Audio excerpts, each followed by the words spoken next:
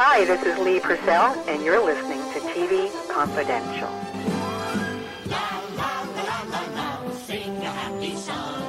Greg Ehrbar is with us for another look at recently released DVD titles that we think you'll find of interest. Greg Ehrbar, two-time Grammy-nominated, multiple Addy Award-winning writer for television, animation, advertising, and publishing for Disney, Warner Brothers, and Universal. Greg Ehrbar, also co-author, along with our friend Tim Hollis, of Mouse Tracks, the story of Walt Disney Records. You can read Greg's animation spin column twice a month at cartoonresearch.com. For more on Greg, gregehrbar.com. Now, this is the second part, or maybe it's the third part, of a series of titles on Hanna-Barbera specific titles. Now, the first part was Hanna-Barbera, the primetime edition. Now, this is Hanna-Barbera, the Saturday morning edition.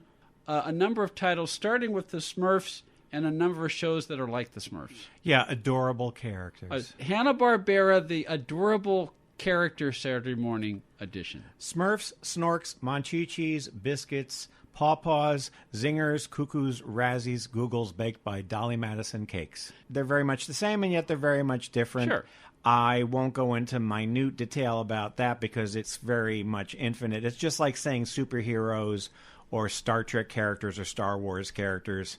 What's the difference between this planet and that kind of thing. Basically, it all sort of began with the Smurfs in the 80s. The Smurfs revolutionized Saturday morning TV. Because these are the first Saturday morning type shows that were clearly, I guess today we would call them product placement, or they were like 30-minute commercials for merchandise. Well, I wouldn't necessarily say that. That would be more what He-Man and the Masters of the Universe was. All right. I stand corrected. This is why you're the animation expert and I'm just the host. The Smurfs were merchandised, and they were what we would call now intellectual property or IP. Okay. They were already known, and they came from Belgium. They were originally a series of comics and graphic novels and things like that, and they were animated once before. There was a feature film called The Smurfs and the Magic Flute that was made in Belgium and has a really nice score by Michel Legrand, believe it or not. But the series wasn't necessarily predisposed for that the way that He-Man was. I mean, they were, but they weren't. Let me put it that way.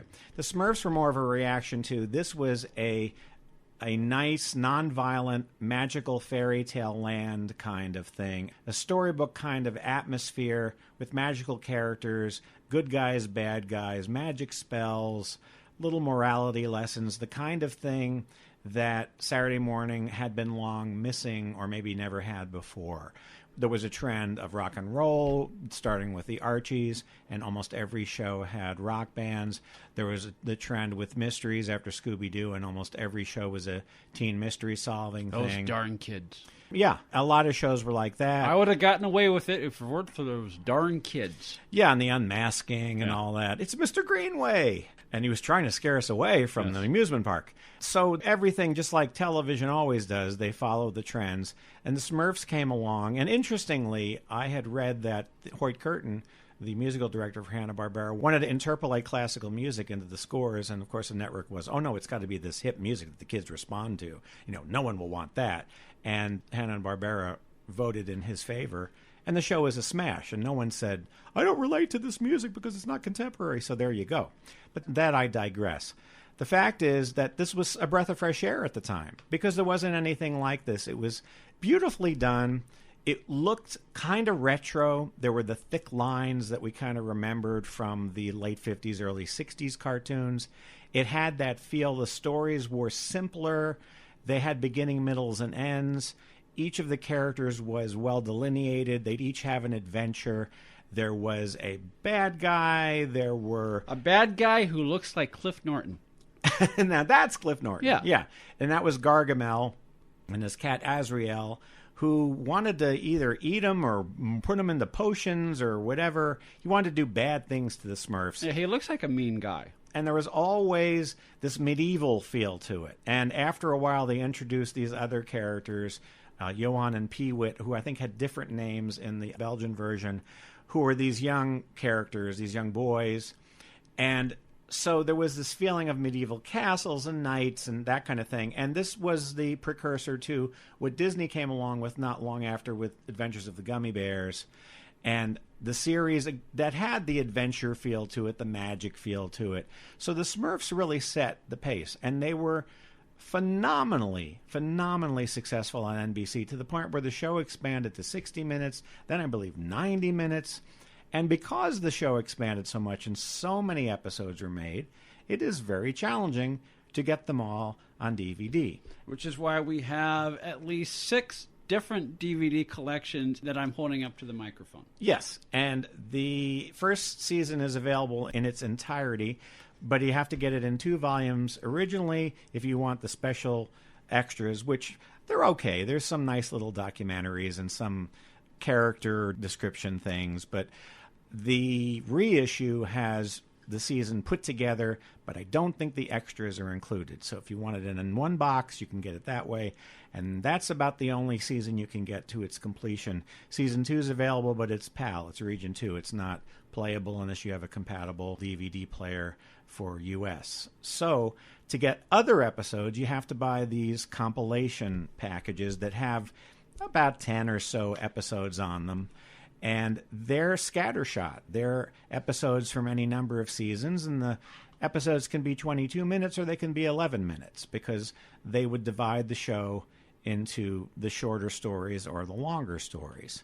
So they have names like World of Wonders, Smurfy Tales, True Blue Friends, and they're all findable on Amazon, but they're not complete. I won't lie to you. You can't get them all. There are lots of episodes. And I was surprised that they didn't do a complete series, judging from the fact that the motion picture Smurfs, the first one, was such a smash hit that it actually blew James Bond and Han Solo out of the water. That movie, Cowboys and Aliens, came out, and the Smurf movie just blew it out of the water. I don't even remember Cowboys and Aliens. But you remember the Smurfs. And there was a sequel. Who could forget the Smurfs? Who couldn't? So Smurfs, like the Chipmunks, is something that people scoff at. You can hear them now scoffing. Scoff.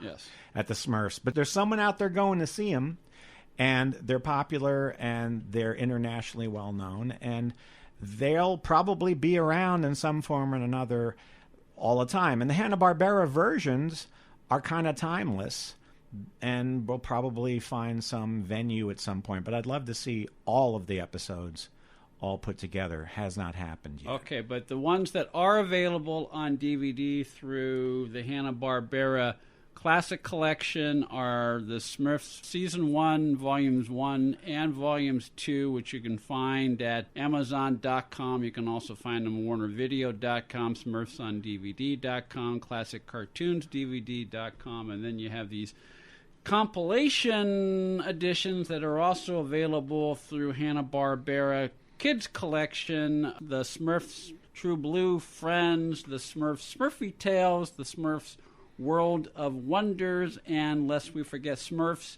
to the Rescue, also available at Amazon.com, WarnerVideo.com, wherever DVDs are sold. And each of these volumes that we just named have extra features of their own, but to find out which volume has what, go to Amazon.com and WarnerVideo.com and look at them up. Yeah, some have more than others, and the new edition for the anniversary may not have as many. Greg Ehrbar is with us as we continue our look at Hanna-Barbera, the adorable Saturday morning cartoon edition, as part of our DVD and streaming report. Greg? So we move along to another Belgian, Peyo, who was the cartoonist who came up with the Smurfs, created another similar-looking set of characters, only they were underwater creatures. Called the Snorks. The Snorks. They were pretty versatile. And it looks like I'm holding the second season edition of the microphone. Looks like one of their versatilities include musical talent. Yeah, but they didn't have a rock band, but they could play music. They had a clam band. They had a clam band. They had a choral band.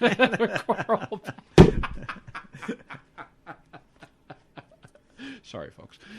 All right, so we have 3 volumes available through Hanna-Barbera Classic Collection. The first season is available on one DVD. The second season also available on a separate DVD, and seasons 3 and 4 are available on one bigger DVD, which are all available through WarnerArchive.com. Yes, and this series involved another artist named Freddie Monnickendam, who is also a Belgian artist. And the whole idea was to sort of do something like the Smurfs, but also kind of compete with them. And this was not unsuccessful. This was not a phenomenon like the Smurfs. You got 4 seasons out of it. That, by definition, means it was successful. It not only was 4 seasons, but it was on long enough to have 2 different theme songs. You will enjoy those. One was a Hoyt Curtin theme song that was very Hanna-Barbera-ish. Every time you say Hoyt Curtin, I keep thinking Hoyt Axton, which are two different guys. Two different guys, but they're both named Hoyt. And the other one was by Chasen Rucker, who did a lot of the music for the Disney TV shows. So they have the same kind of sound. And that was also very catchy. They're very lovable and everything. Now, there is a difference here. The Snorks are contemporary characters, and they're younger. The Smurfs are basically adults. We don't know what their ages are, but they're kind of ageless. The Snorks are sort of teen-tween kind of characters. And the Smurfs are blue, and the Snorks are multicolored. They're all different colors. They go to school. They want to go out to dates. They want to go to the dance. There's little romances. It's very Archie-ish kind of, that sort of thing. There's also a mayor who is played by the wonderful... Cliff Norton. No, not Cliff Norton.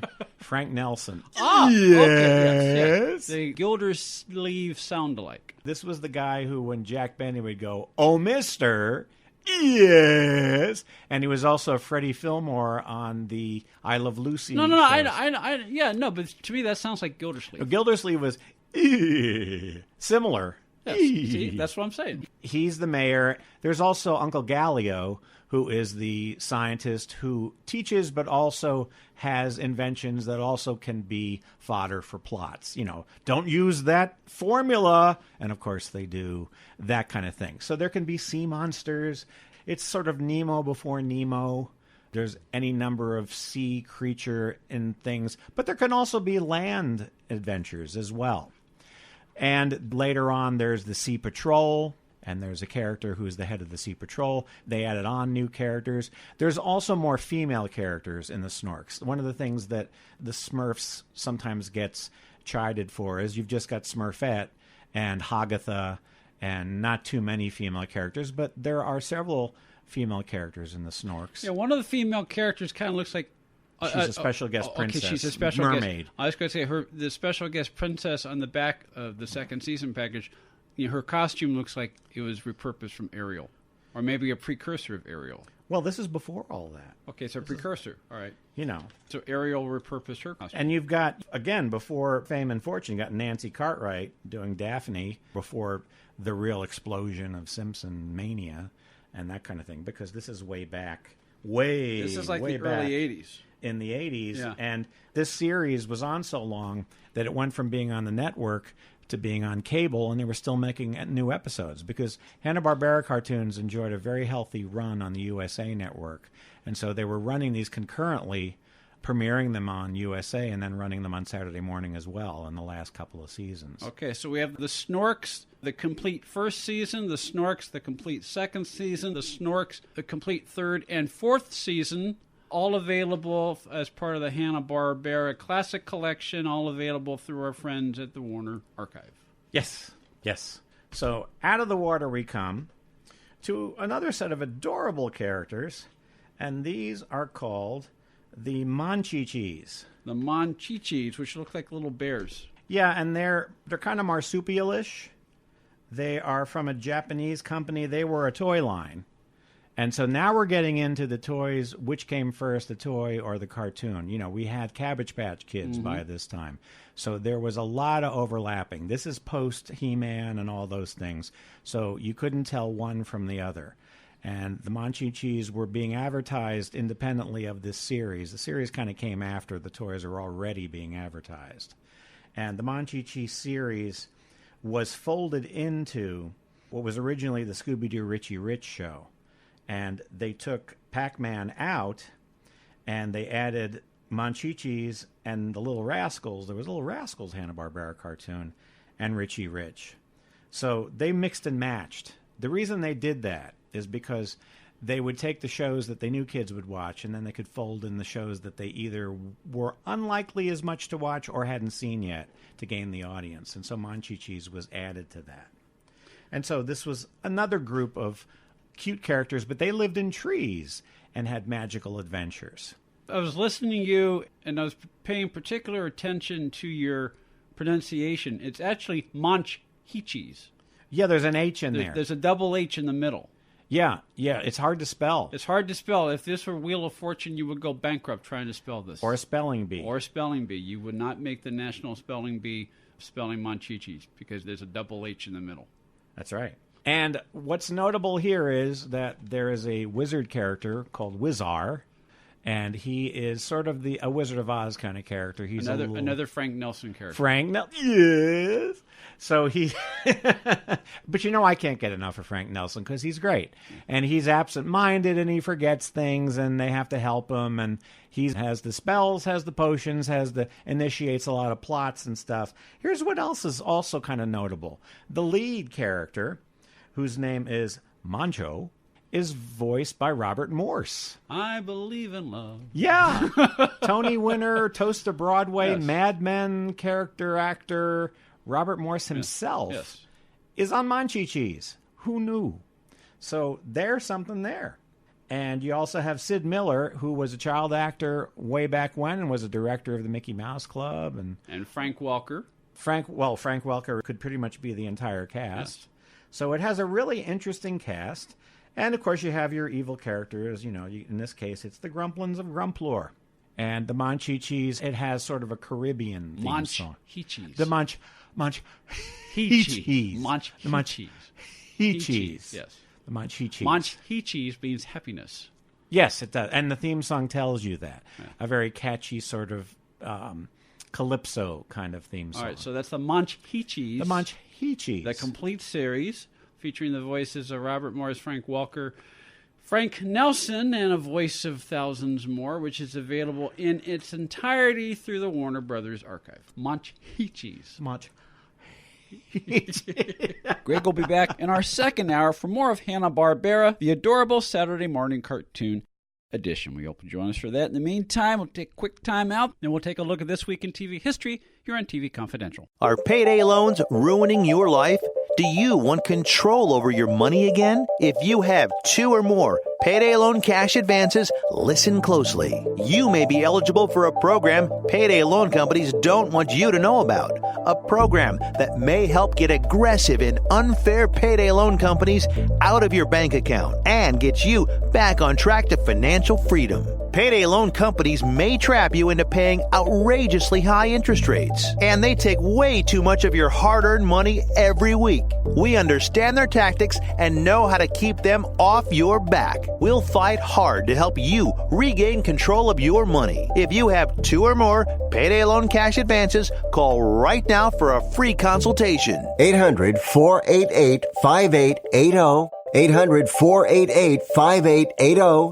800-488-5880. That's 800-488-5880. Hi, this is Rhonda Shear, and you're staying up all night or day with TV Confidential. Become an advertiser or underwriter of TV Confidential and let our brand help promote your brand. To find out more, go to televisionconfidential.com/advertise. Buying or selling a home can be one of the most stressful things we'll ever do in life. But it doesn't have to be. And no one knows better than our friends at Front Porch Realty Group. They're a community of realtors serving the Northern Bay Area of California that cares about their clients as individuals first and foremost. Whether you're a first-time buyer or looking to lease or sell your property in the Bay Area, Front Porch Realty Group will help you through this important transition by providing you with the right information for your situation while lessening the pain. They also work with a network of realtors throughout California who provide the same high caliber of customer service. Call Front Porch Realty Group at 415-886-7411 for a realtor referral near you. You can also visit their website, frontporchrealtygroup.com, for more information on the services they provide, including upcoming workshops and seminars. For more information, call 415-886-7411 888-866-7411. Or visit FrontPorchRealtyGroup.com. Front Porch Realty Group. They'll find the solution that works best for you. Uber is the mobile app that connects you with a driver for immediate transportation. Request a ride at the tap of a button and you have a driver curbside in minutes.